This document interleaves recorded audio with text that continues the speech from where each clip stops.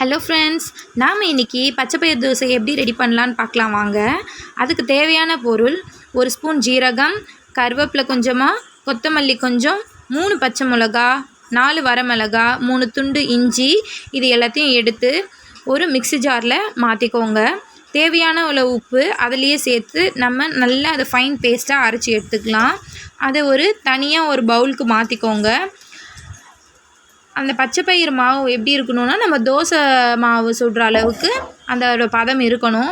அதில் நம்மளுக்கு ஒரு 1/4 ஸ்பூன் அளவுக்கு பெருங்காயத்தூளியும் ஆட் பண்ணிவிட்டு அதை நல்லா மிக்ஸ் பண்ணிக்கோங்க.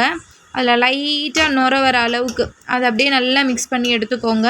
நம்ம அது நல்லா மிக்ஸ் பண்ணோம் அப்படின்னா தோசை நம்மளுக்கு நல்லா வரும். இது புளிக்க வைக்கணுங்கிற அவசியம் இல்லை.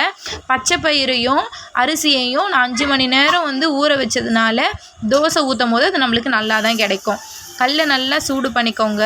சூடு பண்ணிவிட்டு ஒரு கரண்டி மாவு எடுத்து கல்லில் நல்லா ஒரு ரவுண்ட் ஷேப்புக்கு ஊற்றிட்டு, நம்மளுக்கு தேவையானது நெய் போட்டு சாப்பிட்றவங்க நெய் போட்டு சாப்பிட்லாம், எண்ணெய் போட்டு சாப்பிட்றவங்க எண்ணெய் போட்டு சாப்பிட்லாம்.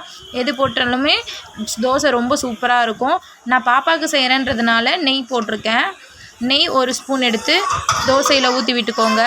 தோசை மேலே 1 ஸ்பூன் நெய் ஊற்றிட்டு அது நல்ல முன்னாடி வெந்ததும் அதை பின்னாடி பக்கம் ஒரு முறை திருப்பி போட்டுக்கோங்க. 2 பக்கமும் நல்லா கோல்டன் ப்ரௌன் வர அளவுக்கு நல்லா அதை நம்ம சுட்டு எடுத்துக்கணும்.